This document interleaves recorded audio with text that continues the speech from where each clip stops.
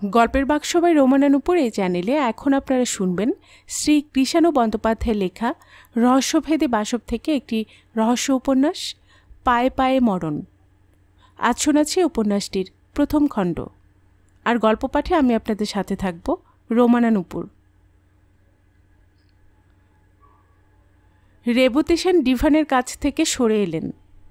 Stethoscope মুড়ে পকেটে রাখতে রাখতে বললেন, কিছু মনে করবেন না মিস্টার রায়, অসুখ বাতিকটা এবার আপনাকে ছাড়তে হবে, নইলে সত্যি একদিন বড় অসুখে পড়ে যাবেন। রমাপ্রসাদ ডিভান থেকে উঠে ড্রেসিং গাউন ঠিক করে নিলেন। বললেন তারপর, বাতিক নয় ডাক্তার, বুড়ো হয়েছি তো, মনের জোর কমে গেছে, একটুকুতেই ঘাবড়ে যাই। কথা শেষ করে তিনি হাসলেন।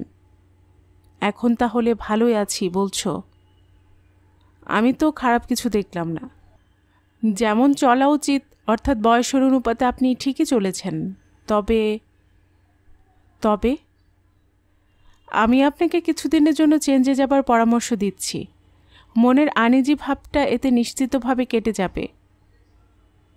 মন্দ বলনি, বহুদিন যাওয়া হয়ে ওঠেনি কলকাতার বাইরে, কিন্তু এত কাজের বোঝা কার ঘাড়ে চাপিয়ে যাই বলো তো। ডাক্তার রেবতী সেন সিগারেট ধরালেন, এক মুখ ধোঁয়া ছেড়ে বললেন, দায়িত্বের এত বোঝা আপনি এখনও কেন নিয়ে রেখেছেন আমি একেবারে বুঝে উঠতে পারি না মিস্টার রায়। এই সমস্ত ছেড়ে ছুড়ে এবার সম্পূর্ণ বিশ্রাম নিন। তুমি ঠিকই বলেছ ডাক্তার, এত দায়িত্ব নিয়ে দিনের পর দিন আমার কাটিয়ে যাওয়া ঠিক হচ্ছে না। শুধু একটা ইচ্ছে পূরণের আশা নিয়ে এখনও ওই সমস্ত নিয়ে রয়েছি। ইচ্ছেটা কি বলতে নিশ্চয় বাধা নেই? বলবো তোমাকে, বিরাট এক পরিকল্পনা খাড়া করেছি। কাজে নামার পর তোমার সহযোগিতা আমার ভীষণ দরকার হবে। যা হোক, এখন একটু হালকা হবার চেষ্টাই করছি, দেখি চেঞ্জের ব্যাপারে কতটুকু কি করা যায়। আরও 2-4 কথার পর ডাক্তার সেন বিদায় নিলেন। রমাপ্রসাদ বিচিত্র এক ভাগ্যের অধিকারী। নিম্ন মধ্যবিত্ত পরিবারে জন্মগ্রহণ করেছিলেন। অর্থের অভাবে লেখাপড়া নিয়মিত চালিয়ে যেতে পারেননি। জীবন সংগ্রামে তাকে ঝাঁপিয়ে পড়তে হয়েছিল মাত্র 19 বছর বয়সেই। আসামের জোরহাট শহরের এক প্রতিষ্ঠানে অল্প বেতনে চাকরি করেছিলেন বছর 5। হঠাৎ তার ভাগ্যের চাকা ঘুরে গেল। তিনি ধাপে ধাপে উঠতে লাগলেন উপরে। সে সমস্ত দিনের দীর্ঘ ক্লান্তিকর ইতিহাসের মধ্যে না গিয়ে এটুকু বললে যথেষ্ট বলা হবে যে দৈবাৎ সুনজরে পড়ে গিয়েছিলেন বালিয়াড়ি টি এস্টেটের স্বত্বাধিকারী গৌর বসাকের। ধনী খামখেয়ালি গৌর বসাকের নিজের বলতে কেউ ছিল না। বুদ্ধিদীপ্ত অভিজাত দর্শন রমাপ্রসাদকে তিনি নিজের সন্তানের স্থান দান করলেন এবং ক্রমে সমস্ত দায়িত্ব ছেড়ে দিয়ে নিজে বই পড়ে আর শিকার করে সময় কাটাতে লাগলেন। সময় গড়িয়ে চলল। টি এস্টেটের কাজকর্মে নিজের মন প্রাণ ঢেলে দিয়েছেন রমাপ্রসাদ। নিজের ভাগ্যকে তিনি সময় সময় হিংসা করেন। এইরকম নিরুপদ্রব সোনায় মোড়া দিনেই সেই রক্তাক্ত ঘটনাটা ঘটল। গৌরবাবু শিকারে বেরিয়েছিলেন, কিন্তু জীবন্ত অবস্থায় জঙ্গল থেকে আর ফিরে আসতে পারলেন না। পরের দিন কয়েকজন কাঠুরে তার রক্তাক্ত শরীর বয়ে আনল জঙ্গল থেকে। তখন দেহে প্রাণ ছিল না। উঁচু থেকে অর্থাৎ মাচার উপর থেকে পড়ে যাওয়ায় ক্ষতগুলির সৃষ্টি হয়েছে বুঝতে পারা যায়। প্রবল রক্তপাতই মৃত্যুর কারণ। পুলিশ কিন্তু অন্য কথা বলল। স্বাভাবিক কারণে বডি মর্গে নিয়ে যাওয়া হয়েছিল। পোস্টমর্টমের রিপোর্ট থেকে জানা গেল মাচা থেকে পড়ে যাওয়ার জন্য মৃত্যু হয়নি, মৃত্যুর জন্য দায়ী বুলেট। এর সরল অর্থ এই দাঁড়ায়, গুলির আঘাতে তিনি মাচার উপর থেকে পড়ে যাওয়ায় শরীরের বিভিন্ন অংশে ক্ষতের সৃষ্টি হয়েছে। সাদা কথায় তিনি খুন হয়েছেন। তার মতো নির্বিরোধ ব্যক্তিকে কে খুন করল? এই প্রশ্নের উত্তর পাওয়ার জন্য গৌর বসাকের পরিচিত মহল দিশেহারা হলেন। পুলিশ জোর তদন্ত চালালো, কিন্তু রহস্যই রয়ে গেল। হত্যাকারীকে গ্রেপ্তার করা সম্ভব হলো না। যথাসময়ে কলকাতা থেকে অ্যাটর্নি এলেন। জানা গেল মাত্র কিছুদিন আগে গৌর বসাক যে উইল করেছিলেন তাতে নিজের স্থাবর অস্থাবর সমস্ত কিছুই তিনি রমাপ্রসাদকে দান করেছেন। এ এক অভাবিত সৌভাগ্য। সহর্ষে রমাপ্রসাদ এই দান গ্রহণ করলেন। তারপর দীর্ঘ 20 বছর কেটে গেছে। টি এস্টেট অবশ্য এখন আর নেই। কিছুদিন পরে এক ভাটিয়া ব্যবসাদারকে বিক্রি করে দিয়ে ওখানকার সমস্ত ব্যবসা গুটিয়ে কলকাতা চলে এসেছিলেন। তারপর বিভিন্ন ধরনের ব্যবসা করেছেন। অজস্র সাদা ও কালো টাকা ক্রমাগত তার পকেটে এসেছে। সুতরাং নিঃসন্দেহে আজ রমাপ্রসাদ একজন প্রতিষ্ঠিত ব্যক্তি। অর্থের সাধনায় এমন ব্যস্ত ছিলেন যে অন্য কোনো দিকে দৃষ্টি দিতে পারেননি রমাপ্রসাদ। যখন ক্লান্তি নেমে এলো শরীরে, নিদারুণ একাকিত্ব মনকে পীড়া দিতে লাগল। তখন কিন্তু আর কিছু করার নেই। বয়স হয়ে গেছে। এ বয়সে বিয়ে করলে লোকে হাসবে। নিজের বলতে বর্তমানে রমাপ্রসাদের কেউ নেই দুনিয়ায়। বছর 5 আগে অবশ্য এক দুঃসম্পর্কের ভাইপোকে এনে রেখেছেন। সম্পর্কটা এত দূরের যে দস্তুর মতো গবেষণা করে বার করতে হয়। এনে ভালোই করেছেন। এক ডাকে যাকে ভালো বলা হয়, নিরুপম নিঃসন্দেহে সেই জাতের ছেলে। অবশ্য তার মতে ডাক্তার সেন চলে যাবার পর রমাপ্রসাদ কিছুটা অন্যমনস্ক হয়ে পড়েছিলেন। টেলিফোনের ঝনঝনানিতে চটকা ভাঙল। তাড়াতাড়ি এগিয়ে গিয়ে ক্রেডল থেকে রিসিভারটা তুলে নিলেন। হ্যালো, নমস্কার কান্তিবাবু, কি খবর? বলেন কি? আপনি যখন বলছেন তখন বিশ্বাস না করে উপায় নেই। ঠিক আছে, বাড়তি খরচ করতে আমি পিছুব না। আপনি আর দেরি করবেন না। সেই ভদ্রলোককে নিয়ে এক্ষুনি চলে আসুন। আমার কোনো অসুবিধে হবে না। রিসিভার নামিয়ে রেখে রমাপ্রসাদ ঘর থেকে বেরিয়ে নিচে নেমে এলেন। একতলার দক্ষিণ কোণ ঘেঁষে তার অফিস ঘর। ব্যবসা সংক্রান্ত ব্যাপারে কেউ এলে তিনি এই ঘরে বসেই কথাবার্তা বলেন। অবশ্য ডালহৌসিতে কোম্পানির বিরাট অফিস আছে।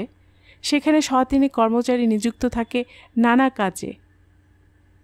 অফিস ঘরে ঢুকেই তিনি ইন্টার কমিউনিকেশন যন্ত্রের নব ঘোরালেন। অরূপ? ও প্রান্ত থেকে উত্তর এলো, ইয়েস স্যার। মিনিট 2 মধ্যেই অরূপ দরজা ঠেলে ঘরে প্রবেশ করল। দীর্ঘ ও সতেজ দেহের অধিকারী সে। মুখের লালিত মনকে আকর্ষণ করে। অরূপ রমাপ্রসাদের একান্ত সচিব। এই যে এসে গেছ। আজই হয়তো বেশ মোটা টাকার দরকার হতে পারে। কত টাকার চেক লিখে আনবো? এ ব্যাপারে চেক কাটতে চাইছি না। উপরি টাকা দিয়ে কাজ চালিয়ে নিলে এই ফাঁকে কিছু কালোকে সাদা করে নেওয়া যেতে পারে। অরূপ চুপ করে রইল। রমাপ্রসাদ বললেন, কতদিন চেস্ট থেকে টাকা বার করিনি বলো তো? 1 সপ্তাহ 3। ইদানিং তো ক্রমাগত জমা করেছি। তার মানে চেস্টে এখন বেশ মোটা অ্যামাউন্টই আছে। 10,000 টাকা রেডি রাখো গিয়ে। দুপুরের দিকে আরও বার করতে হবে। রমাপ্রসাদ ড্রেসিং গাউনের পকেট থেকে চাবি বার করে টেবিলের উপর রাখলেন। অরূপ চাবি না নিয়ে ইতস্তত ভঙ্গিতে দাঁড়িয়ে রইল। কি হলো? আমি একা খুলতে চাই না স্যার। কেন? এর সঙ্গে বিশ্বাস অবিশ্বাসের প্রশ্ন জড়িত আছে স্যার। আপনি সঙ্গে থাকলে ভালো হয়। জোরে হেসে উঠলেন রমাপ্রসাদ। হিসাব নেই এমন প্রচুর কালো টাকা সচরাচর ওই সেফে থাকে। তুমি সুযোগ পেয়ে বেশি টাকা সরিয়ে নিতে পারো, এই বিশ্বাস আমার হতে পারে বলছো? অরূপ চুপ করে রইল। এবার তোমায় একটা প্রশ্ন করছি। একমাত্র তুমিই জানো আমি কিভাবে ব্ল্যাক মানি আর্ন করি। ইচ্ছে করলে তো পুলিশের কানে এই সংবাদ তুলে দিতে পারো। দাওনি কেন বলো তো? কি বলবে ভেবে পেল না অরূপ। মোটা টাকা মাইনে পাও বলে যে এ কাজ করো না তা নয়। আসল কথা হলো মানুষ চিনেই তার উপর নির্ভর করা আমার বৈশিষ্ট্য। আমি জানি তুমি কি ধাতু দিয়ে গড়া। যাক, ও সমস্ত বিকারকে আর মনে প্রশ্রয় দিও না। চাবিটা তুলে নাও। অরূপ সেফের চাবিটা তুলে নিল। চাবিটা নিয়েও চলে যাচ্ছিল। শোনো স্যার, মাঝে মধ্যে তোমার নিশ্চয় মনে হয় আমি দিনের পর দিন নানাভাবে এত টাকা যে জমিয়ে যাচ্ছি তা নিয়ে কী করব। খেয়ালি মনিবের স্বভাবের সঙ্গে ভালোভাবে পরিচিত আছে অরূপ। সময় সময় তিনি এই রকমই বেখাপ্পা কথার অবতারণা করে থাকেন। আগে ঘাবড়ে যেত, এখন ওকে বুঝে ফেলেছে। আমি এই সমস্ত কথা ভাবিনি কখনো স্যার। না ভেবে থাকলেও তোমার জানা দরকার, নিরুপম ছাড়া আমার নিজের বলতে কেউ নেই। রাজার হালে তার জীবন কাটাবার ব্যবস্থা করে দিয়েও যে টাকা বাঁচবে তা দিয়ে আমি গোটা দুয়েক হাসপাতাল করব।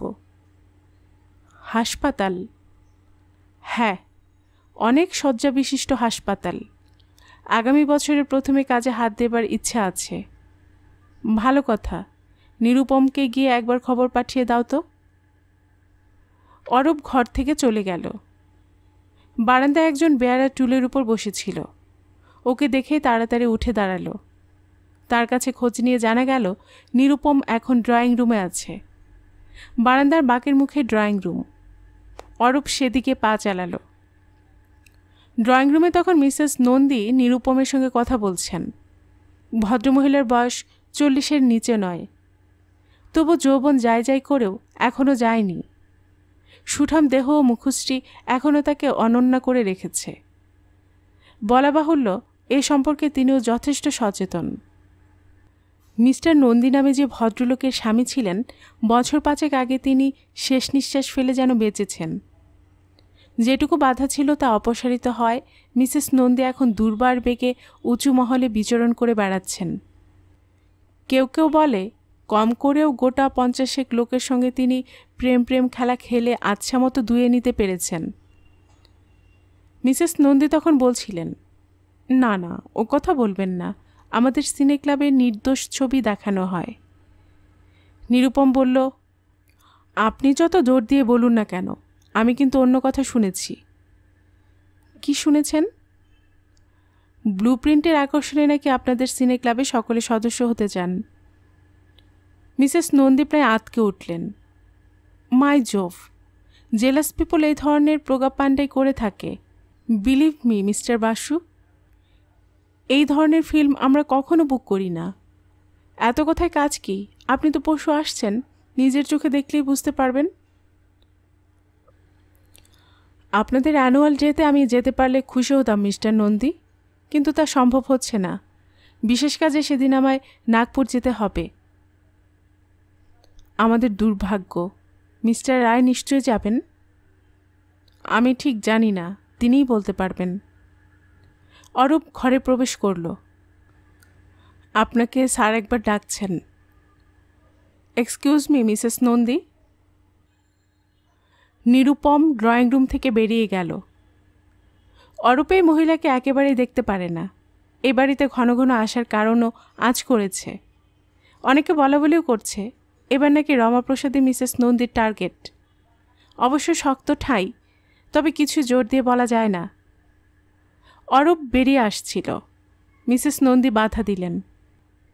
আপনার টাইপরাইটারটা নিশ্চয়ই এখনও স্পেয়ারে আছে, আমার ঘণ্টাখানেকের জন্য দরকার হবে। আমার ঘরে মেশিনটা আছে, আপনি গিয়ে স্বচ্ছন্দে টাইপ করতে পারেন। নিরুপমের সঙ্গে কিছু সাংসারিক কথা ছিল রমাপ্রসাদের।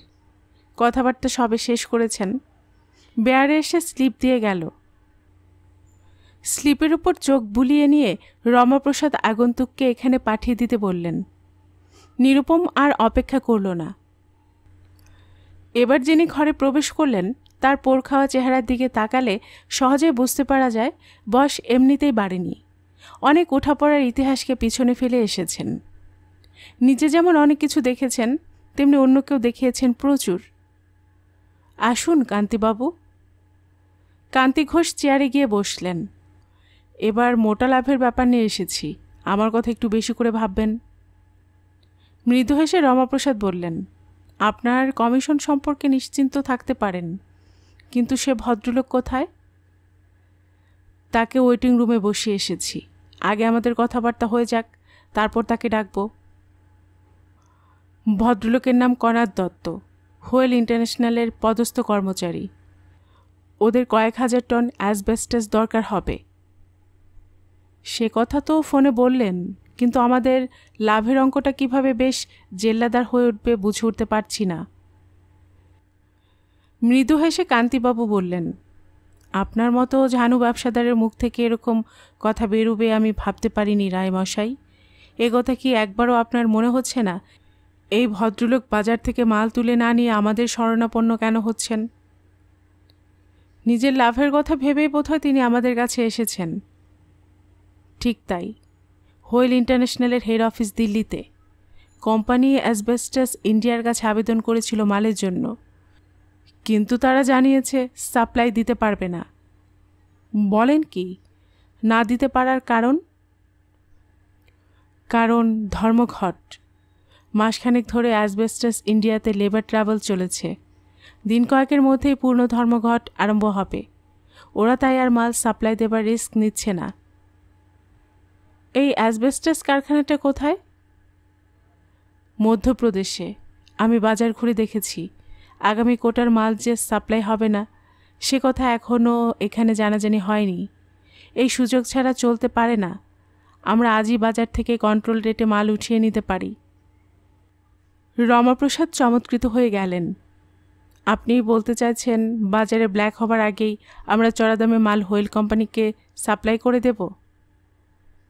এতক্ষণে ব্যাপারটা আপনি ধরতে পেরেছেন। এতে প্রচুর লাভ থাকবে। একটু চিন্তা করে রমাপ্রসাদ বললেন, তাহলে আর দেরি না করে আজ দুপুরে কেনাকাটা শেষ করতে হয়। প্রয়োজনীয় টাকার ব্যবস্থা একরকম করাই আছে বলতে পারেন। সেজন্য আপনি চিন্তা করবেন না, সমস্ত ব্যবস্থা আমি করছি। আপনি হোয়েল কোম্পানির পার্চেজিং অফিসারের সঙ্গে কথা বলে নিন। 1,500-এর নিচে সে রাজি হবে বলে মনে হয় না। ওই অ্যামাউন্টটি দেব। আমি আর তার সঙ্গে কথা বলে কি করব? টাকা অরূপের কাছে আছে, আপনি রফা করে নিন গিয়ে। না না, তা হয় না। আলাপ পরিচয়টা করে রাখতে হবে বই কি। আমি তাকে পাঠিয়ে দিচ্ছি। কথা শেষ করেই কান্তিবাবু ঘরের বাইরে গেলেন। মিনিট দুয়েক পরে যিনি দরজা ঠেলে ভেতরে প্রবেশ করলেন তার বয়স 50-এর সামান্য কিছু ওপরে। গৌরবর্ণ, মাঝারি গড়নের ভদ্রলোক। মুখ চলনসই হলেও চোখ দুটি বৈশিষ্ট্যপূর্ণ। কেমন যেন ক্ষুধার্ত দৃষ্টি। কুশল বিনিময়ের পর কণাদ দত্ত আসন গ্রহণ করলেন। রমাপ্রসাদ গলা ঝেড়ে নিয়ে বললেন, আপনি যে আমাদের এই সুযোগ দিচ্ছেন তাতে আমি সত্যিই খুব খুশি। ভবিষ্যতেও ব্যবসার যোগাযোগ বজায় থাকবে আশা করছি। নিশ্চয়ই, সমস্ত মাল ট্রাকে আমি পাঠাতে চাই। দিন চারেকের মধ্যে ডেলিভারি পেলে ভালো হয়। আর ঘন্টা দুয়েকের মধ্যে কাজ আরম্ভ হয়ে যাবে। কোনো রকম অসুবিধা যাতে না হয় সেদিকে আমাদের সজাগ দৃষ্টি থাকবে। আপনার দাবির কথাও আমি শুনেছি। আজ বিকেলের মধ্যে টাকাটা পেয়ে যাবেন। কণাদ দত্ত নির্বিকার মুখে সিগারেট ধরালেন।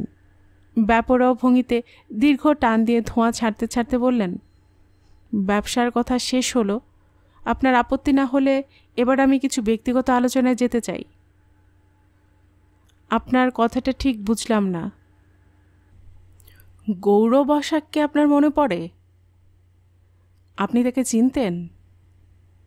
বিচিত্র হাসি খেলে গেল কণাদ দত্তের মুখে। তিনি আমার মামা ছিলেন। মজার কথাটা কি জানেন?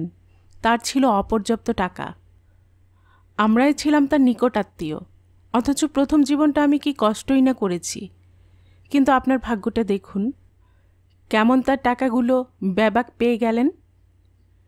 রমাপ্রসাদ মনের মধ্যে অসম্ভব উত্তেজনা বোধ করছিলেন। অসীম বলে নিজেকে সংযত করে গম্ভীর গলায় বললেন, ও প্রসঙ্গ নিয়ে আমি আলোচনা করতে চাই না। কেঁচো খুঁড়তে খুঁড়তে সাপ বেরিয়ে পড়ার ভয় পাচ্ছেন বোধ হয়। কী বলতে চাইছেন আপনি? মোলায়েম হাসিতে মুখ ভাসিয়ে কণাদ দত্ত বললেন, সযত্নে 20 বছর ধরে যে কথা আপনি গোপন করে এসেছেন তা আমি জানি মিস্টার রয়। আপনার বোধহয় ভয় ছিল মামা মত পরিবর্তন করে উইল পাল্টে ফেলতে পারেন, তাই তাকে। ঝটিতে রমাপ্রসাদ উঠে দাঁড়ালেন। শরীরের সমস্ত রক্ত যেন মুখে সঞ্চারিত হলো। তিনি কাপা গলায় বললেন, ভব্যতার সীমা আপনি অতিক্রম করে যাচ্ছেন মিস্টার দত্ত। আমার মনে হয় এই আলোচনা এখানে শেষ হওয়া উচিত। কণাদ দত্ত উঠে দাঁড়ালেন। আমার ইঙ্গিতটুকু আপনি বুঝতে পেরেছেন দেখছি। কথাটা কি জানেন, প্রমাণ হাতে না থাকলে এত কথা বলতে সাহসী হতাম না। সেই রক্তাক্ত ঘটনার সাক্ষী বিনয় চালিহা এখন কলকাতাতে আছে। বুঝতেই পারছেন কোন অশুভ গ্রহের পাল্লায় এখন আপনি পড়েছেন। চলি, আবার দেখা হবে। সিগারেটের অতি ছোট হওয়া টুকরোটা অ্যাস্ট্রেতে ফেলে কণাদ দত্ত অফিস ঘর থেকে বেরিয়ে এলেন। ঠিক সেই সময় মিসেস নন্দী টাইপ শেষ করে বারান্দায় এসে দাঁড়িয়েছেন। রমাপ্রসাদের সঙ্গে একবার দেখা করে যাবেন, এই হলো মনোগত ইচ্ছা। কণাদ দত্তের সঙ্গে মুখোমুখি দেখা হয়ে গেল। সঙ্গে সঙ্গে মিসেস নন্দীর মুখের উপর বিস্ময়ের পর্দা নেমে এলো। কল্পনার সুদূরে চলে গেলেও এই লোকটিকে এখানে আশা করা যায় না। তিনি দ্রুত ওখান থেকে সরে যাবার চেষ্টা করলেন, কিন্তু অনেক দেরি করে ফেলেছেন। দত্ত পরিচিত ভঙ্গিতে আরম্ভ করলেন কথা। অনেক দিন পর দেখা, ভালো তো? আপনি এখানে? ও প্রশ্ন আমিও করতে পারি। মিস্টার রায় এখন তোমার টার্গেট নাকি? এখানে তাহলে বেশ জমে আছো। দেখা হয়ে ভালোই হলো। আজ বিকেলে ওরিয়েন্ট হোটেলে চলে আসবে, ওখানে আমি আছি। কিন্তু এলে ভালোই করবে, কিছু লাভের ব্যাপার নিয়ে আমাদের মধ্যে কথাবার্তা হতে পারে। কণাদ দত্ত সিগারেট ধরাতে ধরাতে এগুলেন। ভেঙে পড়া মন নিয়ে শুধু মিসেস নন্দী দাঁড়িয়ে রইলেন। অরূপ সাধারণত রমাপ্রসাদের সঙ্গে গাড়িতে অফিস যায়, কিন্তু আজ তিনি অন্যত্র কোথায় বেরিয়ে যাওয়ায় ওকে ট্যাক্সিতে অফিস আসতে হলো। তখন কাঁটায় কাঁটায় 11টা। অফিস তখন গমগম করছে। অরূপ সোজা চলে এলো নিজের ঘরে। বড়কর্তার একান্ত সচিব, তাই ওর জন্য একটি ঘর নির্দিষ্ট আছে। চেয়ারে বসেই কলিং বেল টিপল। দ্রুত বেয়ারা প্রবেশ করল ঘরে। মিস চৌধুরী। বেয়ারা বেরিয়ে যাবার একটু পরেই রজনী চৌধুরী ঘরে প্রবেশ করল। বছর 23-এর তন্নি তরুণী, মুখের লালিত্য মনে রেখাপাত করে। স্টেনোর কাজ করছে এই অফিসে 2 বছর প্রায় হলো। সহকর্মীদের অনেকে তার সঙ্গে ঘনিষ্ঠতা করবার জন্য ব্যগ্র, একথা না বললেও চলে। বসুন মিস চৌধুরী। কিছু নোট দেবেন? হ্যাঁ, ইম্পর্ট্যান্ট কিছু নোট আছে। রজনী হেসে ফেলল। অরূপ চেয়ারে একটু হেলে বসে বলল, হাসলে যে? তুমি যেরকম গুরুগম্ভীরভাবে আরম্ভ করলে, তাতে না হেসে কি করি বলো? গুরুগম্ভীরভাবে আরম্ভ না করে তো উপায় নেই। তুমি যেভাবে আমাকে এড়িয়ে চলতে আরম্ভ করেছ। সবিষয়ে রজনী বলল, এড়িয়ে চলছি? কই, আমি তো। কাল অফিস শেষ হবার পরে যে তুমি উধাও হবে তা আমি মোটেই জানতাম না। 1 ঘন্টা অপেক্ষা করে থেকেছি। অবুঝির মতো রাগ করলে কিন্তু আমি নাচার। তুমি বড় সাহেবের ঘরে ছিলে, কখন তার কাছ থেকে ছাড়া পাবে কিভাবে জানবো বলো?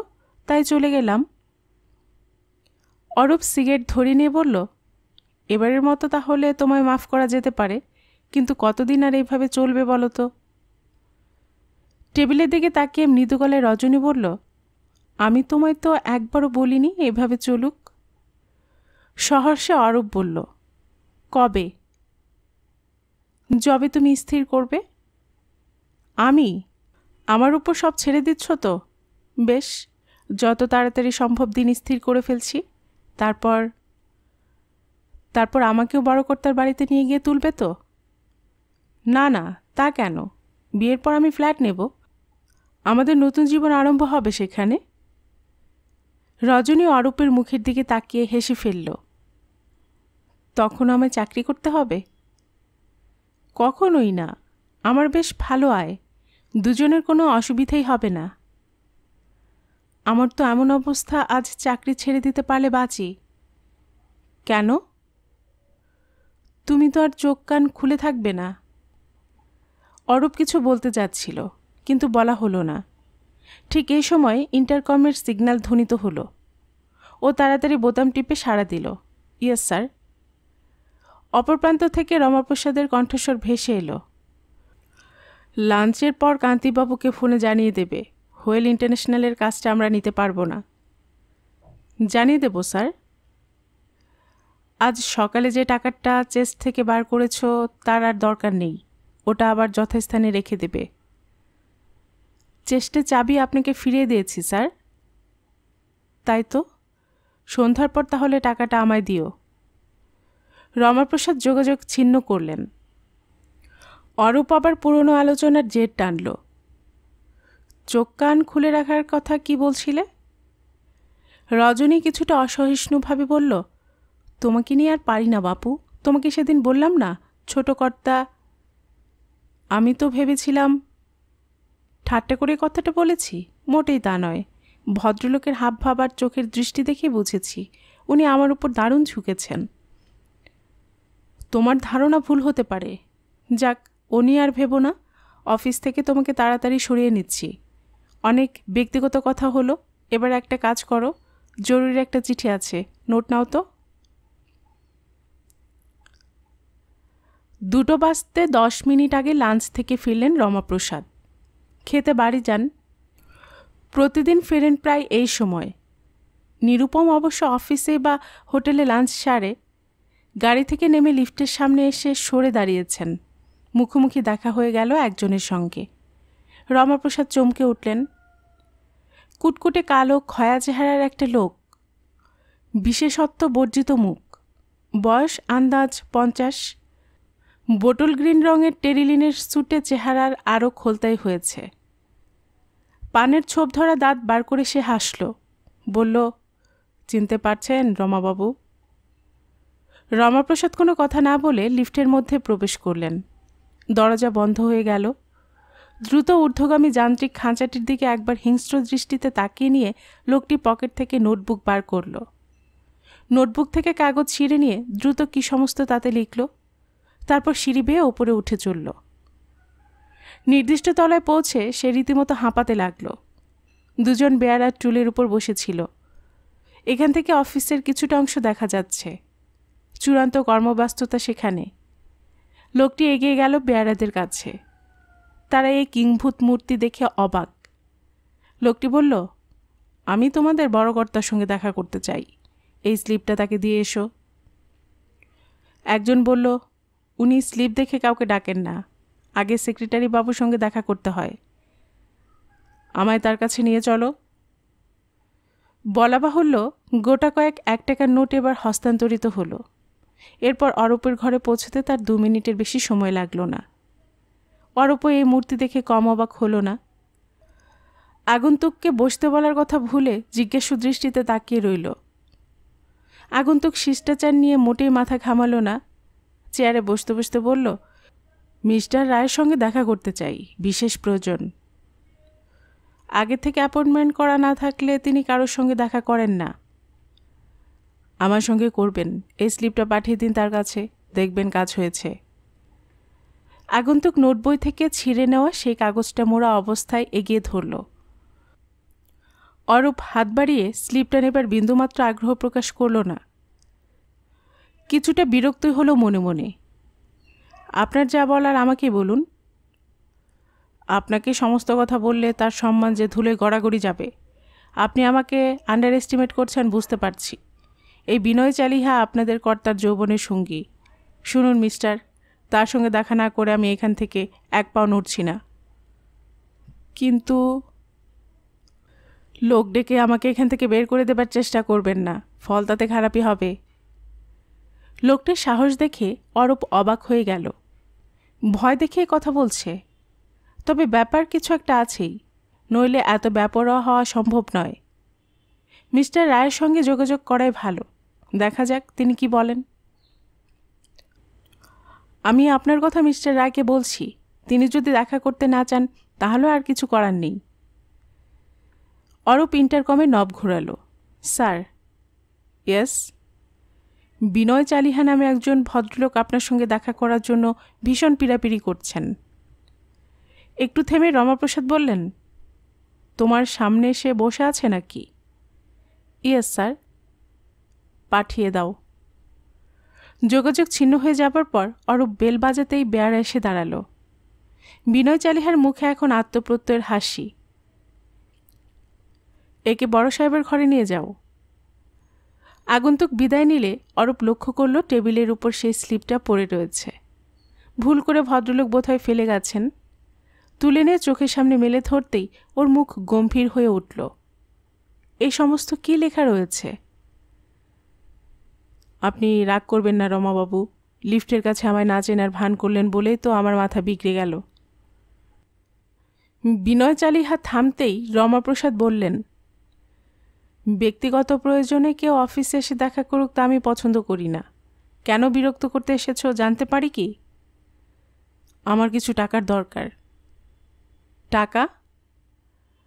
অসুবিধায় না পড়লে চাইতাম না। আমি তোমাকে 20,000 টাকা দিয়েছি। বছর 20 আগে দিয়েছিলেন। ভেবে দেখুন তার বিনিময়ে আপনি কত লক্ষ টাকা লাভ করেছেন। সেই টাকাকে ব্যবসায় খাটিয়ে আবার চতুর্গুণ করে তুলেছেন। আমাকে আরও 1,020 টাকা দিতে এখন তো আপনার কোনো অসুবিধা হবার কথা নয়। আমাকে ব্ল্যাকমেইল করছো? বিচিত্র হাসি খেলে গেল বিনয় চালিহার মুখে। আজ্ঞে না, বরং বলতে পারেন আপনাকে বিরাট অর্থক্ষতির হাত থেকে বাঁচিয়ে দিচ্ছি। কণাদ দত্তর কথা ভুলে যাবেন না। দ্রুত গলায় রমাপ্রসাদ বললেন, তুমি তাকে চেনো? আমি কি তাকে চিনতাম? সেই আমাকে চিনে নিয়েছে। ট্রেন ভাড়া দিয়ে কেন আমায় কলকাতা নিয়ে এসেছে বুঝতেই পারছেন।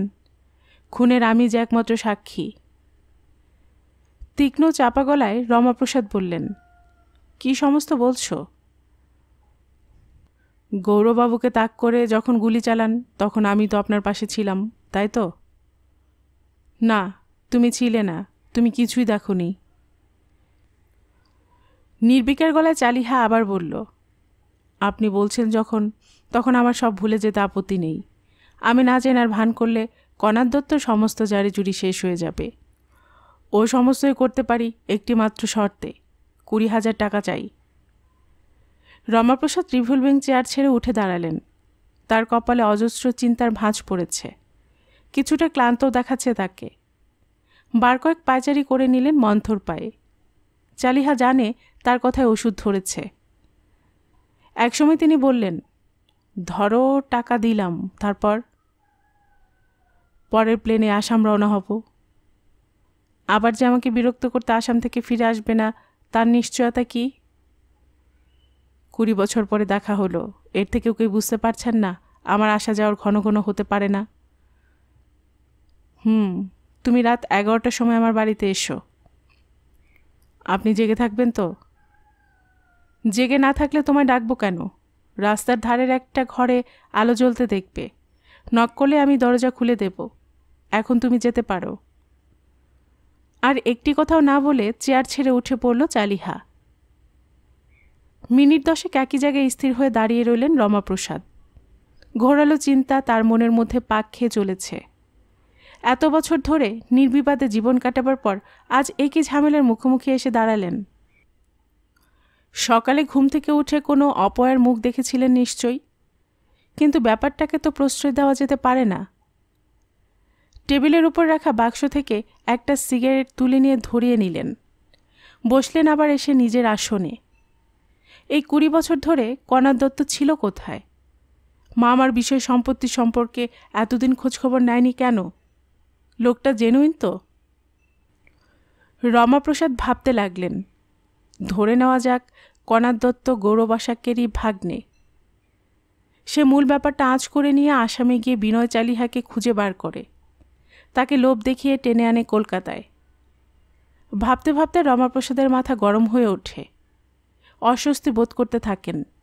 সিগারেট চেপে ধরেন অ্যাস্ট্রেতে। খামখেয়ালি গৌরবসাক তার নামে সমস্ত কিছু উইল করে দেবার পরই তিনি মনস্থির করে ফেলেন, ওকে আর উইল পাল্টাবার সুযোগ দেওয়া চলবে না।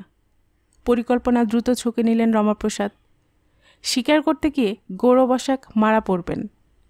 পুলিশ অবশ্য বুঝতে পারবে এটি নির্ভেজাল খুনের ঘটনা, কিন্তু তাকে ধরতে পারবে না। তিনি থাকবেন সমস্ত ধরাছোঁয়ার বাইরে। বিনয় চালিহা তার অধীনস্থ লোক, পাকা লক্ষ্যবিদ। ওকে দিয়ে কাজটা করাবেন স্থির করলেন। দিন 10 ধরে মন বুঝে আসল কথাটা পারলেন। চালিহা বেশ সহজভাবে ব্যাপারটা নিলেও রাজি হল না গুলি চালাতে। ধাপে ধাপে 20,000 টাকা পর্যন্ত উঠলেন রমাপ্রসাদ। লোভ বড় ভয়ানক জিনিস। চালিহা সরাসরি নয়, অন্যভাবে রাজি হলো। অর্থাৎ জঙ্গলে সে রমাপ্রসাদের সঙ্গে যাবে, একটা অস্ত্রও জোগাড় করে দেবে, তবে গুলি তাকেই চালাতে হবে। তিনি যদি লক্ষ্যভ্রষ্ট হন তাহলে সে কাজ শেষ করবে। উপায়হীন অবস্থায় এই প্রস্তাবে রমাপ্রসাদকে রাজি হতে হয়েছিল। তারপর এত বছর পরে সেই ভুলে যাওয়া ঘটনা খোঁচা খেয়ে দগদগে ঘায়ের আকার নিচ্ছে। চালিহা দারুণ চাল চেলেছে এবার। তার কাছ থেকে টাকা নেবে, আবার কণাদ দত্তর কাছ থেকেও টাকা নেবে, কিন্তু রমাপ্রসাদ এই পরিস্থিতিকে কখনোই দীর্ঘতর হতে দেবেন না। একবার রক্তপাতের বিনিময়ে তিনি বিপুল সম্পদ হস্তগত করেছেন, তা রক্ষা করার জন্য আরেকবার না হয়। কান্তিবাবু কি এই ষড়যন্ত্রের মধ্যে আছেন? তিনি কি কণাদ দত্তকে উপস্থিত করেছেন?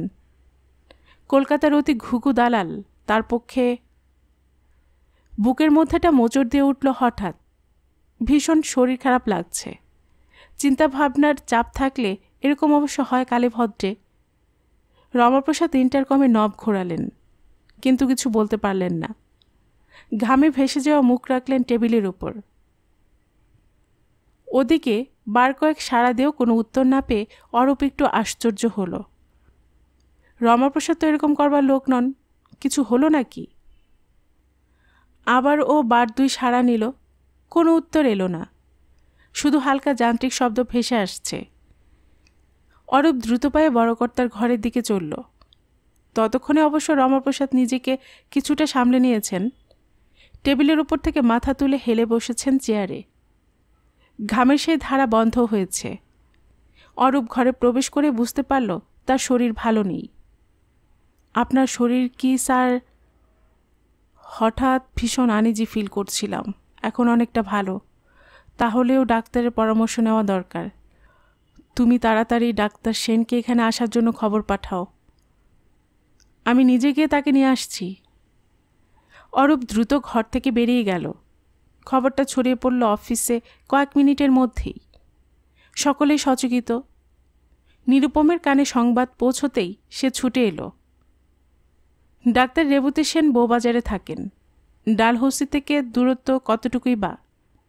অরূপ গাড়ি নিয়ে গিয়েছিল, তিনি তখন বিশ্রামের আয়োজন করছিলেন। সংবাদটা শুনে চলে এলেন।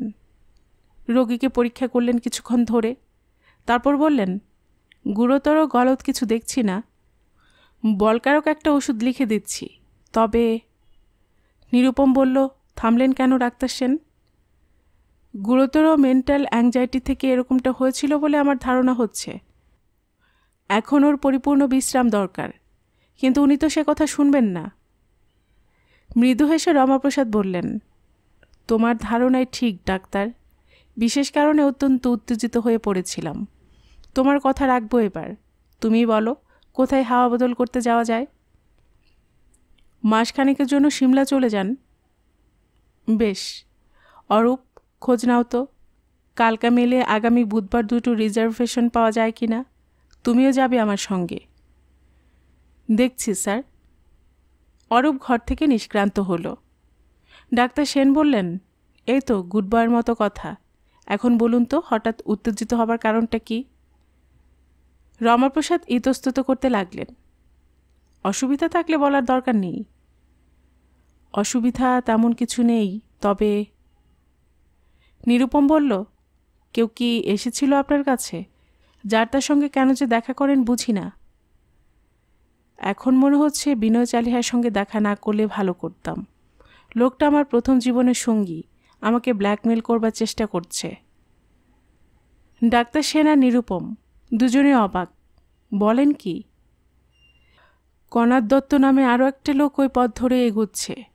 দুজনের বক্তব্য হলো, আমি নাকি গৌরবসাককে খুন করেছি, অর্থাৎ টাকা না দিলে তারা আমাকে ফাঁসিয়ে দেবে।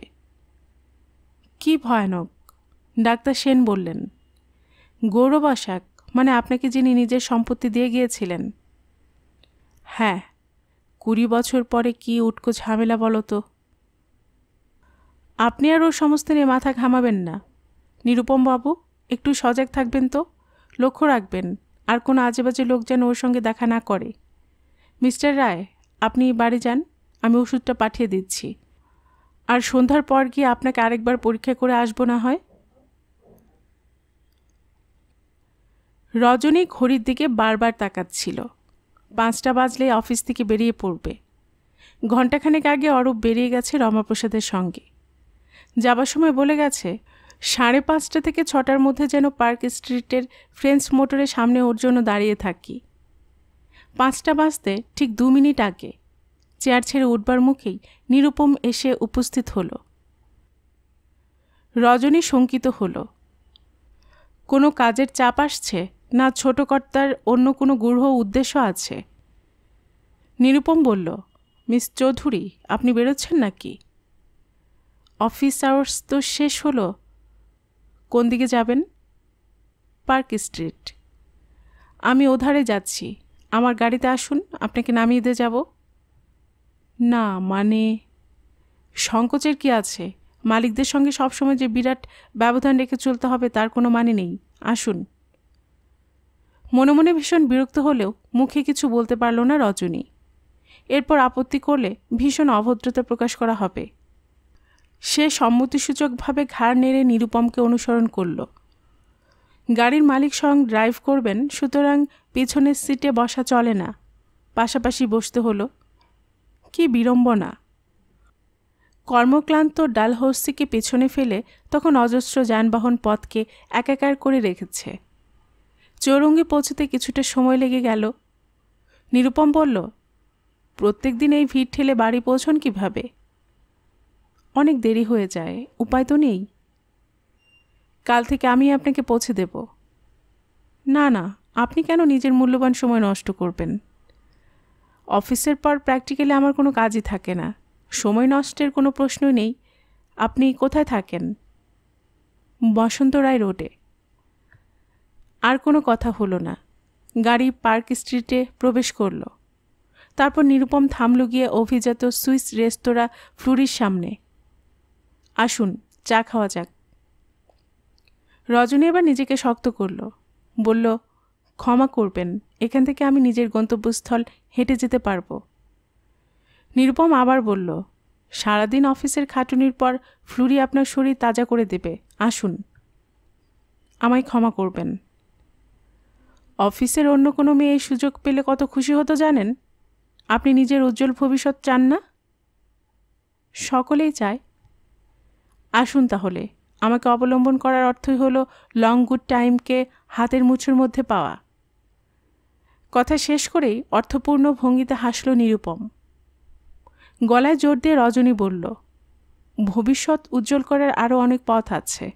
অল্প দিনের মধ্যে আমি চাকরি ছেড়ে দিচ্ছি। আপনার সঙ্গে চা খেতে না গেলেও তাতে আমার কোনো অসুবিধে নেই।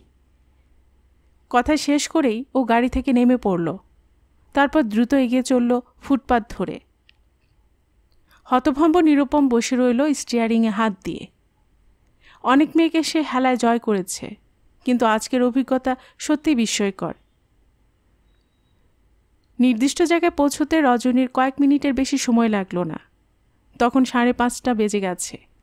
অরূপ আসেনি। রমাপ্রসাদ লাউডন স্ট্রিটে থাকেন। ওখান থেকে অরূপের আসতে কতক্ষণ আর সময় লাগবে? রজনী দাঁড়িয়ে রইল। ক্রমে 6টা বেজে গেল। শ্রীমানে দেখা নেই। অধৈর্য রজনী এবার উদ্বিগ্ন হলো। এরকম হবার তো কথা নয়। কথা দিয়ে কথা রাখিনি, এমন তো কখনো হয়নি। বিশেষ কিছু হলো কি? রজনীর আশঙ্কা মিথ্যা নয়। অরূপ তখন এক গুরুতর গোলমালে জড়িয়ে রয়েছে। কালকে মেলে 2টো বার্থ পেতে ওর কোনো অসুবিধা হয়নি। রিজার্ভেশন অফিস থেকে বেরিয়ে নিজেদের অফিসে ফেরেনি, সোজা চলে গিয়েছিল ব্যাংশাল স্ট্রিটে। সকালে রমাপ্রসাদ বলে রেখেছিলেন অ্যাটর্নিকে খবর দিতে, তিনি যেন পরের দিন সকালে এসে দেখা করেন। অ্যাটর্নি অফিস থেকে বেরিয়ে অরূপ যখন লাউডন স্ট্রিটে পৌঁছল তখন কাটায় কাটায় 5টা। ও চিন্তা করে দেখল রমাপ্রসাদের সঙ্গে একবার দেখা করে নির্দিষ্ট সময়ের মধ্যেই রজনীর কাছে পৌঁছাতে পারবে। গেটের সামনে ট্যাক্সি থেকে নেমে লক্ষ্য করল হাত কুড়িক দূরে ফুটপাত ঘেঁষে একটা গাড়ি দাঁড়িয়ে রয়েছে। পাশে দাঁড়িয়ে মিসেস নন্দী এক ভদ্রলোকের সঙ্গে কথা বলছেন। অরূপের মনে পড়ল ওই ভদ্রলোকই আজ সকালে রমাপ্রসাদের সঙ্গে দেখা করতে এসেছিলেন। ট্যাক্সি থামার শব্দে ওরাও মুখ ফিরিয়েছিল এদিকে। ওকে দেখে তাড়াতাড়ি গাড়িতে চেপে বসলেন। সঙ্গে সঙ্গে গাড়ি সচল হলো। ব্যাপার কি? ওদের ব্যস্ত ভাব দেখে অরূপ অবাক না হয়ে পারল না। বাড়িতে প্রবেশ করে আগে নিজের কাজকর্মের ঘরের সামনে গিয়ে দাঁড়ালো। দরজায় নবতাল লাগানো। তালা খুলে ঘরে গিয়েই ইলেকট্রিক বেলে চাপ দিল। দ্রুত ঘরে প্রবেশ করলো একজন বেয়ারা। বড় সাহেব এসেছেন? আজ্ঞে হ্যাঁ, অফিস ঘরে আছেন। তুমি যাও। রমাপ্রসাদের কাছে যাওয়ার জন্য তৎপর হবার মুখেই মনে পড়ে গেল সকালে চেস্ট থেকে বার করা 10,000 টাকা ড্রয়ারের মধ্যে রয়েছে। উনি টাকাটা আবার তুলে রাখতে বলেছিলেন। চেস্টের চাবি আসবার সময় চেয়ে নিয়ে আসতে হবে। দরজার কাছ পর্যন্ত গিয়ে অরূপর কি মনে হলো, আবার ফিরে এলো। টাকাটা সঙ্গে করে নিয়ে যাওয়াই ভালো। উনি হয়তো মত পরিবর্তন করে বলতে পারেন, চেস্টে আর রাখতে হবে না, টাকাটা আমাকেই দাও। কি কেস হাতেই ছিল। দ্রুত হাতে ড্রয়ার খুলল অরূপ। কিন্তু এ কি, বজ্রহতের মতো স্তব্ধ হয়ে গেল। নির্দিষ্ট জায়গায় টাকা নেই। তবে কি উপরের ড্রয়ারে রাখেনি? কিন্তু পরিষ্কার মনে আছে এখানে রেখেছিল নোটের বান্ডিলগুলো। তবুও বাকি দুটো ড্রয়ার খুলে অনুসন্ধান করল। ব্যর্থ চেষ্টা। টাকার নামগন্ধ কোথাও নেই। মাথার মধ্যেটা ঝিমঝিম করে উঠল অরূপের। কি অবিশ্বাস্য ব্যাপার! কোথায় গেল এতগুলো টাকা? ড্রয়ারে চাবি দেওয়া ছিল। দরজায় লাগানো ছিল নির্ভরতার প্রতীক নবতালের মতো তালা। ডুপ্লিকেট চাবি অন্য কারোর কাছে নেই, অথচ বাস্তব দৃশ্য ভয়ঙ্করভাবে জানিয়ে দিচ্ছে টাকাটা চুরি গেছে। হাওয়ায় মিলিয়ে যাওয়া সম্ভব নয়। কিন্তু কিভাবে চুরি গেল? ভাবতে ভাবতে ঘেমে নিয়ে উঠল অরূপ। ওর অনুপস্থিতিতে যদি কেউ এই ঘরে না ঢুকে থাকে, আপাত দৃষ্টিতে যা প্রায় অসম্ভব বলে মনে হচ্ছে, তাহলে ধরে নিতে হয় সকালে চেস্ট থেকে টাকা বার করার পর আর ঘরের দরজায় তালা লাগাবার মধ্যকার সময়টাই চুরি হয়েছে। সেই সময়ের মধ্যে কে কে এসেছিল এই ঘরে? অরূপ গভীরভাবে চিন্তা করে দেখল একমাত্র মিসেস নন্দী এসেছিলেন। টাইপের খটখট শব্দ ভালো লাগছিল না বলে মিনিট 10 জন্য ও বাগানের দিকে গিয়েছিল। ওই সময়টুকুর মধ্যেই কি মিসেস নন্দী টাকাটা বার করে নিয়েছেন? কিন্তু ড্রয়ারের চাবিটা তো ওর পকেটে ছিল। তাছাড়া তিনি জানবেনই বা কীভাবে 1010 টাকা ওই সময় ড্রয়ারের মধ্যে রয়েছে? 6টা বেজে গেল শোচনীয় মনের অবস্থায় নানা চিন্তার মধ্য দিয়ে। অরূপের একবারও মনে পড়ল না রজনীর কথা। দারুণ ভয় মনকে ক্রমে সাপটে ধরেছে। ব্যাপারটা চেপে রাখা যাবে না। জানাজানি হবার পর রমাপ্রসাদ কি বিশ্বাস করবেন টাকাটা চুরি গেছে? তিনি নিশ্চিতভাবে ধরে নেবেন টাকাটা সরিয়ে ও এখন এই চুরির গল্প খাড়া করছে। তারপর পুলিশ, কোর্ট। অরূপ আর ভাবতে পারে না। এ সময় ইন্টারকমে শব্দ হলো। ও দ্রুত পায়ে এগিয়ে গিয়ে সাড়া দিল। রমাপ্রসাদ নিজের অফিস ঘর থেকে বললেন, খুব ব্যস্ত না থাকলে এক্ষুনি একবার এ ঘরে চলে এসো।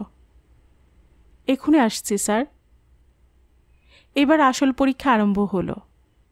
ভয়ে ভাবনায় নুয়ে পড়া মন নিয়ে অরূপ রমাপ্রসাদের ঘরের দিকে এগুলো। তিনি তখন একাই ছিলেন। ওকে বসতে বলে উনি সিগারেট ধরিয়ে নিলেন।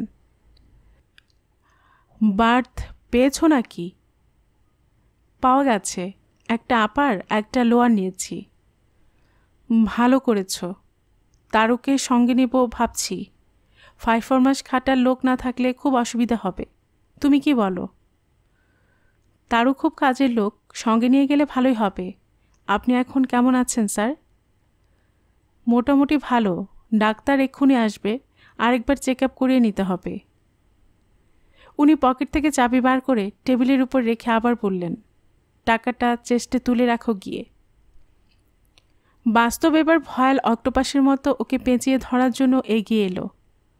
এখন কি করবে অরূপ? কিভাবে বলবে আসল কথাটা? শরীর থরথর করে কাঁপছে, মুখ শুকিয়ে উঠেছে মরার মতো। রমাপ্রসাদ বিস্মিত দৃষ্টিতে ওর দিকে তাকালেন। বললেন, তুমি যেন খুব আনিজি বোধ করছো। শরীর টরীর খারাপ হলো নাকি? শরীর ভালোই আছে স্যার। টাকাটা? হ্যাঁ হ্যাঁ বলো। মরিয়ার ভঙ্গিতে অরূপ বলল, টাকাটা আমার কাছে নেই স্যার, ড্রয়ার থেকে চুরি গেছে। বলো কি, চুরি গেছে?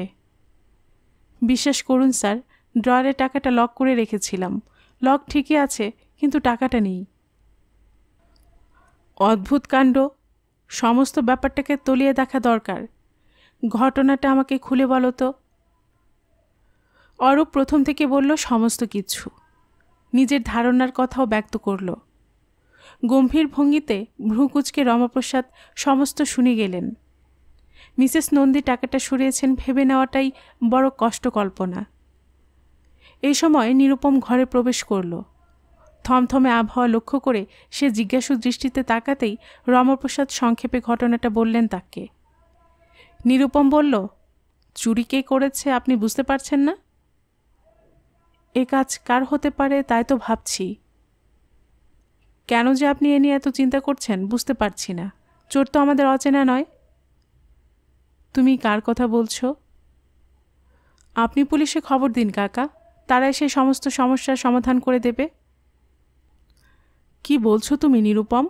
পুলিশে খবর দেওয়ার অর্থই হলো নিজের পায়ে নিজে কোড়াল মারা। ওটা ব্ল্যাক মানি। তারা যদি এসে খোঁজাখুঁজি আরম্ভ করে তাহলে চেস্ট থেকে আরও বহু টাকা বেরিয়ে পড়বে। সে এক বিশ্রী ব্যাপার হবে। না না, ও পথ মারানোই চলতে পারে না। নিরুপম গম্ভীর মুখে বলল, আপনি যা ভালো বোঝেন তাই করুন। আমি শুধু এটুকু বলবো, চোরকে প্রশ্রয় না দেওয়াই ভালো। কথা শেষ করেই নিরুপম নিষ্ক্রান্ত হলো। কি বলতে এসেছিল তাও তার মনে রইল না।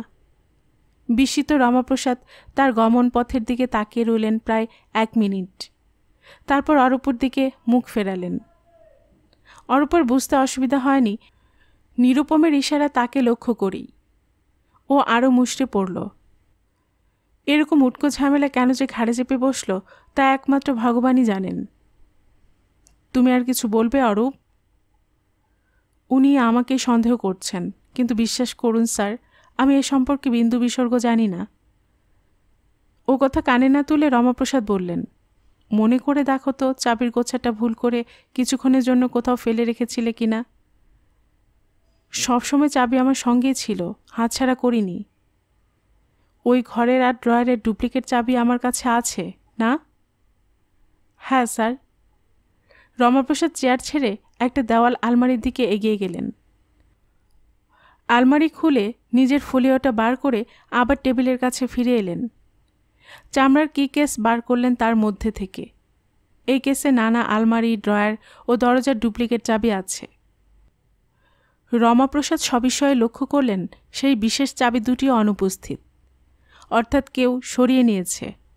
যত সহজ ভাবা গিয়েছিল ব্যাপার তাহলে তত সহজ নয়। কে এই কাজ করতে পারে? চিন্তিত গলায় রমাপ্রসাদ বললেন, ডুপ্লিকেট চাবি দুটো আমার কাছ থেকে চুরি গেছে দেখছি। হতবাক অরূপ বলল, আপনার কাছ থেকে চুরি গেছে? তুমি এখন বিশ্রাম করো গিয়ে, সমস্ত ব্যাপারটাকে এখন আমায় তলিয়ে ভাবতে হবে। কথা শেষ করেই রমাপ্রসাদ সিগারেট ধরাতে ব্যস্ত হয়ে পড়লেন। অফিস ঘর থেকে বেরিয়ে ভেঙে পড়া মনে অরূপ বারান্দা ধরে কিছু দূর এগিয়ে যাবার পর ডাক্তার সেনের সঙ্গে মুখোমুখি দেখা হয়ে গেল। কর্তা কোথায়? অফিস রুমে আছেন। অরূপ আর অপেক্ষা না করে নিজের ঘরে চলে গেল। এ বাড়ির দক্ষিণ প্রান্তের শেষ ঘরখানায় ও থাকে। ও একরকম বাড়ির ছেলের মতোই। প্রকৃত অর্থেই রমাপ্রসাদ যে একজন স্নেহপ্রবণ মানুষ এটা তার উজ্জ্বল দৃষ্টান্ত। নিজের ঘরে এসে অরূপ পোশাক না বদলেই বিছানায় গা এলিয়ে দিল। ঘটনাটা মনে মনে বিশ্লেষণ করবার চেষ্টা করল, কিন্তু কিভাবে টাকাটা চুরি গেছে কিছুতে স্থির করতে পারল না। ওর জীবনে এরকম ঘোরালো দিন আসেনি। হঠাৎ এই সময় অরূপের মনে পড়ে গেল রজনীর কথা। ঘটনাপ্রবাহ এতক্ষণ তাকে ওর মন থেকে সরিয়ে রেখেছিল। তাই তো রজনী অপেক্ষা করে করে চলে গেছে। ওর উপর ভীষণ বিরক্ত হয়েছে, সন্দেহ নেই। সে তো আর জানে না কীরকম ঝড় বয়ে গেছে। অরূপ বিছানা ছেড়ে উঠে পড়ল। রজনীর খোঁজ করা দরকার। সমস্ত কথা শুনলে সে নিশ্চয়ই রাগ করে থাকতে পারবে না। কাঁটায় কাঁটায় 9:30 সময় নৈশাহার শেষ করলেন রমাপ্রসাদ। খাওয়ার টেবিলে প্রতিদিনকার মতো নিরুপম আর অরূপ উপস্থিত ছিল। গৃহকর্তা অদ্ভুত গাম্ভীর্য বজায় রেখে চলবার চেষ্টা করছেন বুঝতে পারা গেল। নিরুপম চুরির সম্পর্কে 2-4 কথা ওঠাবার চেষ্টা করল, কিন্তু তিনি ও প্রসঙ্গে তেমন উৎসাহ দেখালেন না। আহার পর্ব শেষ হবার পর ডাইনিং হল থেকে বেরিয়ে রমাপ্রসাদ দোতলার দিকে অগ্রসর হবার মুখেই বেয়ারা এসে জানালো, কান্তিবাবু এসেছেন। সঙ্গে আর কেউ আছে? আরেকজন ভদ্রলোক সঙ্গে আছেন। বলে দাও দেখা হবে না। তিনি সিঁড়ি বেয়ে উপরে উঠে চললেন। অরূপ নিজের ঘরে গিয়ে বিছানায় এপাশ ওপাশ করতে লাগল। টাকাটাকে চুরি করল, আর কাল তার চাকরি থাকবে কি না এই দুই চিন্তা তাকে কুড়ে কুড়ে খেয়ে চলল। আজ বোধ হয় ঘুম আসবে না। বারান্দার ওয়াল ক্লকে একসময় সশব্দে 11টা বেজে গেল। বাড়ি নিঝুম হয়ে গেছে অনেক আগেই। বিছানা ছেড়ে ও উঠে পড়ল। এরকম বৃষ্টি রাত জীবনে আর আসেনি। বেডরুমের আলোয় ঘরে চারধারটা আবছা।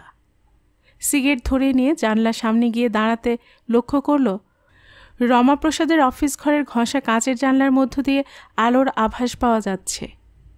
এল শেপের বাড়ি হওয়ার দরুন এখান থেকে বাগানের মধ্য দিয়ে সহজে ওই ঘরের দিকে দৃষ্টি প্রসারিত করা যায়। উনি এখনও জেগে আছেন, কিন্তু ডিনারের পর তো ওপরে চলে গেলেন। নিচে তাহলে আবার নেমে এসেছেন? অরূপ জানলার কাছ থেকে সরে এসে চেয়ারে বসল। অনেক খোঁজাখুঁজির পরও সন্ধ্যায় রজনীর সন্ধান পায়নি। খুব রেগে গেছে সন্দেহ নেই। অবশ্য তার অবস্থার কথা শুনলে রাগ জল হতে বেশি সময় লাগবে না। ঠিক এই সময় গুরুভার কিছু পতনের শব্দ হলো। ঝটিতেও অরূপ উঠে দাঁড়াল। শব্দটা বাগানের দিক থেকে এলো যেন। বাগানের দিককার দরজাটা খুলে বেরিয়ে আসার সঙ্গে সঙ্গে ও লক্ষ্য করল কে একজন রজনীগন্ধার ক্যারির উপর দিয়ে দ্রুত ছুটে গেল রাস্তার দিকে। রাস্তার আলো বাগানকে তেমন আলোকিত করতে পারেনি।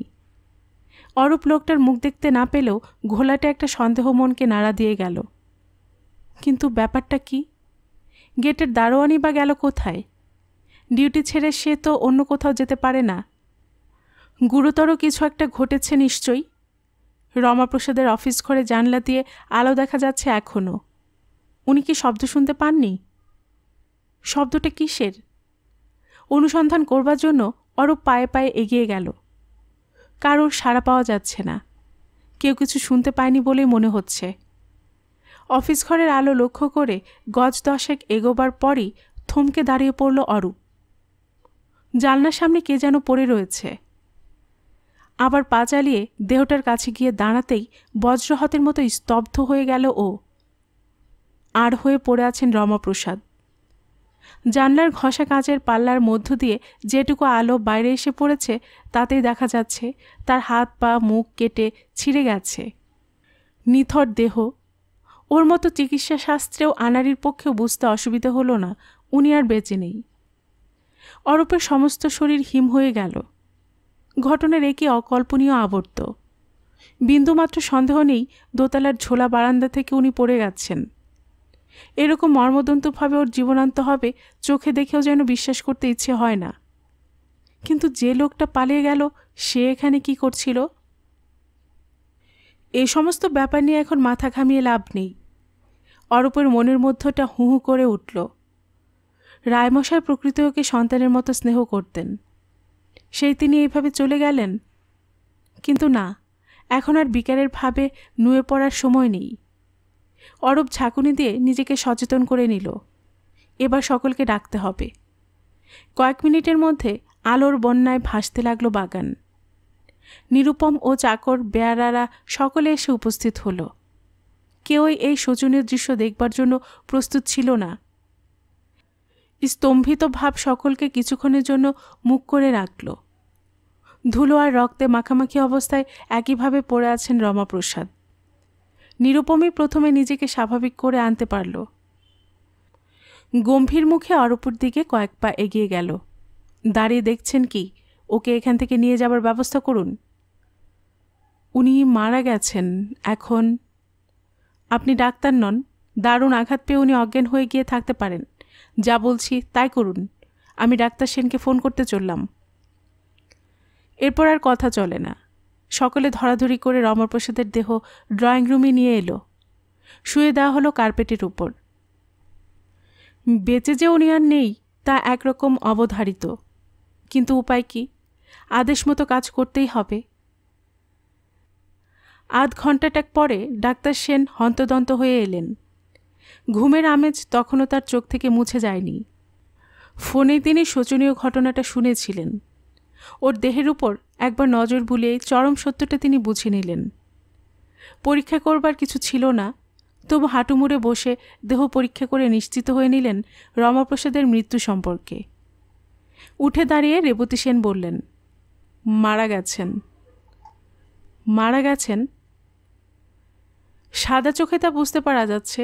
আপনার ওর বডি বাগান থেকে তুলে এনে ভালো করেননি। এখন কোনো ঝামেলা দেখা দিলে আশ্চর্য হবার কিছুই নেই। ঝামেলা? কীরকম ঝামেলা? পুলিশের অনুমতি ছাড়া বডি তুলে এনেছেন, তারা ঝামেলা করতেই পারে। আপনি কি বলতে চান? কাকা সুইসাইড করেছেন? ডাক্তার সেন দ্রুত গলায় বললেন, এ প্রশ্ন এখন উঠছে না। আমি শুধু বলতে চাইছি, অ্যাক্সিডেন্টাল ডেথের পর পুলিশকে খবর দেওয়া হলো আইনসম্মত কাজ। নিরুপম ভীতভাবে বলল, কি দরকার ও সমস্ত ঝামেলা যাবার? আমার তো মনে হয়। আইনকে নিজের হাতে নেবেন না, যা হবার হয়ে গেছে। এখন যত তাড়াতাড়ি সম্ভব লোকাল থানায় খবর পাঠান। একটু ইতস্তত করে নিরুপম টেলিফোন স্ট্যান্ডের দিকে এগিয়ে গেল। মাঝরাত্রে স্থানীয় থানার ওসি কার্তিক ঘটক সদলবলে এসে পড়লেন। মৃতদেহ স্থানান্তরিত করা হয়েছে শুনে কিছুটা বিস্মিত হলেন। তারপর জানিয়ে দিলেন কাজটা মোটেই ভালো হয়নি। ডাক্তার রেবতী সেন এরকম আশঙ্কাই করেছিলেন। উত্তর দেবার কিছু নেই, সকলে চুপ করে রইলেন থমথমে মুখে। মৃতদেহ খুঁটিয়ে দেখার পর কার্তিক ঘটক ডাক্তার সেনের অভিমত নিলেন। তারপর গেলেন দুর্ঘটনাস্থল পরিদর্শন করতে। যেখানে মৃতদেহ পড়েছিল তার হাত কয়েক দূর থেকেই সুন্দরভাবে ছাঁটা 2 ফিট উঁচু মেহেদির বেড়া গেট পর্যন্ত চলে গেছে। জায়গাটা তীক্ষ্ণ চোখে পর্যবেক্ষণ করতে লাগলেন কার্তিক ঘটক। ছাপকা ছাপকা গাঢ় রক্ত এখানে ওখানে লেগে রয়েছে এখনও। চোখে পড়বার মতো আর কিছুই নেই। এখন প্রশ্ন হচ্ছে, এটা আত্মহত্যা না দৈবাৎ উপর থেকে পড়ে যাওয়ার ঘটনা? আত্মহত্যা করে থাকলে তিনি নিশ্চয় চিঠিপত্র লিখে রেখে গেছেন। তার শোবার ঘরে নিশ্চয় তার সন্ধান পাওয়া যাবে। তবে এখানে বিশেষ একটা কথা মনকে ছুঁয়ে যাচ্ছে। তার মতো অভিজাত মানুষ এইভাবে আত্মহত্যা করতে যাবেন কেন? এই সময় কার্তিক ঘটকের চিন্তার স্রোতে বাধা পড়ল। স্যার, এখানে একটা পিস্তল পড়ে রয়েছে। কনস্টেবল নরেনের কথায় সচকিত ঘটক দ্রুত এগিয়ে গিয়ে দেখলেন মেহেদি বেড়ার ফাঁকে সত্যি একটা পিস্তল আটকে রয়েছে। রুমাল দিয়ে জড়িয়ে সন্তর্পণে ওটাকে তুলে আনলেন নিজের চোখের সামনে। বেড অফ সাইজের সেকেলে সার্ভিস পিস্তল, অথচ লাইসেন্সার লাগানো। সরকারি প্রয়োজনে এই ধরনের অস্ত্রই ব্যবহার করা হতো। চেম্বার খুলতে দেখা গেল একটা গুলিও খরচ হয়নি। চিন্তিত ঘটক পিস্তলটা পকেটস্থ করে আবার ড্রয়িং রুমে ফিরে এলেন। তার মন অন্যদিকে মোড় নেবার চেষ্টা করছে এখন। দুর্ঘটনার স্থলের কাছে পিস্তলের উপস্থিতি আর যাই হোক সরল ব্যাপার হিসেবে গণ্য করা যেতে পারে না। প্রশ্ন করে ঘটক জেনে নিলেন মৃতদেহ কে আবিষ্কার করেছে। তারপর তিনি অরূপকে নিয়ে পড়লেন। প্রশ্নের ধাক্কায় বেচারা নাজেহাল অবস্থা। অবশ্য নিজের অভিজ্ঞতায় ও পুঙ্খানুপুঙ্খভাবে আবার বর্ণনা করল। একজন লোকের বাগান থেকে পালিয়ে যাবার কথা শুনে একটা সন্দেহ আরও গভীরভাবে ঘটককে আঁকড়ে ধরল। তবে এখন নিশ্চিত হতে হবে সেক্রেটারি মহোদয় সত্যি কথা বলছেন কি না। ব্যাপারটা খুবই গোলমেলে মনে হচ্ছে। নিরুপমের দিকে তাকিয়ে ঘটক বললেন, এই মুহূর্তে আকস্মিক দুর্ঘটনা বা আত্মহত্যা বলে কেসটাকে আমি স্বীকার করে নিতে পারছি না। পোস্টমর্টেমের রিপোর্ট পাওয়ার পর কনক্লুশনে আসার সম্ভাবনা আছে। যা হোক, আপনার এই সম্পর্কে কোনো নতুন কথা আমায় বলতে পারেন কি না ভেবে দেখুন। নিরুপম বলল, এই ঘটনার সঙ্গে সংশ্লিষ্ট কিনা জানি না, গত সন্ধ্যায় আমরা জানতে পেরেছি বাড়ি থেকে 10,000 টাকা উধাও হয়েছে। স্ট্রেঞ্জ, কোথায় ছিল টাকাটা? অরূপ সোমের ড্রয়ারে। ব্যবসার প্রয়োজনে কাকা রাখতে দিয়েছিলেন টাকাটা। কার্তিক ঘটক তির্যক দৃষ্টিতে অরূপের মুখের দিকে তাকালেন। আপনি কাউকে সন্দেহ করেন? নিজের ভীতভাবকে দৃঢ়তার সঙ্গে সংযত করে অরূপ বলল, না। লোকে কিন্তু আপনাকে সন্দেহ করবে। জানি, মিস্টার রায় কিন্তু আমায় সন্দেহ করেননি। তিনি ব্যাপারটা নিয়ে অন্যভাবে চিন্তা করছিলেন। বিচিত্র মুখভঙ্গি করে হাসলেন কার্তিক ঘটক। যে লোক মারা গেছে তাকে ডিফেন্স হিসেবে খাড়া করা তেমন লাভজনক নয়। আচ্ছা, বাড়িতে এত বড় চুরি হয়ে গেল, অথচ আপনারা পুলিশে খবর দিলেন না কেন? আবার নিরুপম উত্তর দিল, কাকা অত্যন্ত খেয়ালি লোক ছিলেন। পুলিশ না ডাকাটা তার একটা খেয়াল বলতে পারেন। আরও 2-4 কথার পর ঘটক দোতলায় রমাপ্রসাদের শোবার ঘরে গেলেন। এই ঘরের হ্যাঙ্গিং বারান্দা থেকে তিনি নিচে পড়েছেন। ধনী রুচিশীল গৃহকর্তার শয়নকক্ষ যেমন হওয়া উচিত, এটি তার ব্যতিক্রম নয়। নিভাজ শয্যার দিকে তাকালেই বুঝতে পারা যায় তিনি বিছানায় আশ্রয় নেননি। অ্যাটাচড বাথরুমের দরজা ঠেলে ঘটক ভেতরে গেলেন। ল্যাবরেটরির ওধারে একটা দরজা। বিস্ময়ের বিষয়, সেই দরজার পাল্লায় ছিটকিনি লাগানো নেই। ফাঁক হয়ে যাওয়া পাল্লা দিয়ে ঘটক দেখতে পেলেন পাক খেয়ে খেয়ে স্পাইরাল বাড়ির পিছনের অংশে নেমে গেছে। এই দরজা তো খোলা থাকার কথা নয়। অদ্ভুত ব্যাপার। কেউ কি রমাপ্রসাদের কাছে এই পথ দিয়ে এসেছিল? সে চলে যাবার পর দরজা বন্ধ করতে ভুল হয়ে গেছে? না, তিনি স্বয়ং কোথাও গিয়েছিলেন, ফিরে এসেছেন, অথচ দরজা বন্ধ করতে ভুলে গেছেন। প্রকৃত ব্যাপার বুঝতে পারা না গেলেও গতি প্রকৃতি যে সন্দেহজনক সে সম্পর্কে দ্বিমত নেই। ঘটক দরজার খিল লাগিয়ে শোবার ঘরে ফিরে এলেন। ডাক্তার সেন, নিরুপম আর অরূপ সেখানে অপেক্ষারত। মিস্টার রায়ের পিস্তল বা রিভলভারের লাইসেন্স ছিল? নিরুপম বলল, না। এরপর আর ঘটক কোনো প্রশ্ন করলেন না। মৃতদেহ মর্গে পাঠাবার ব্যবস্থা করা হলো। রমাপ্রসাদের শোবার ঘর আর অরূপের অফিস ঘর সিল করে তিনি সদলে যখন বিদায় নিলেন, তখন পূবের আকাশে আবিরের মাখামাখি। এতক্ষণ আপনারা শুনছিলেন শ্রীকৃষ্ণ বন্দ্যোপাধ্যায় লেখা রহস্যভেদী বাসব থেকে একটি রহস্য উপন্যাস পায়ে পায়ে মরণ। আজ শুনলেন উপন্যাসটির প্রথম খণ্ড। আর গল্প পাঠে আমি আপনাদের সাথে ছিলাম রোমানা নূপুর। আপনারা যারা নতুন এই চ্যানেলের গল্প শুনছেন, আপনাদের সুবিধার্থে আরেকটি বিনীত অনুরোধ, যদি আপনারা আরও এমন গল্প উপন্যাস শুনতে চান, তবে নিচে লাল সাবস্ক্রাইব বাটনে ক্লিক করে রাখুন ও লাইক করে রাখুন। এতে এই চ্যানেলের ভিডিওগুলি খুঁজে পেতে আপনাদের সুবিধা হবে। আর পাশে থাকা ঘন্টা বাটনটি চেপে রাখুন, যাতে নতুন গল্প দেওয়ার সাথে সাথে আপনাদের কাছে নোটিফিকেশন চলে যায়। খুব ভালো থাকুন সবাই।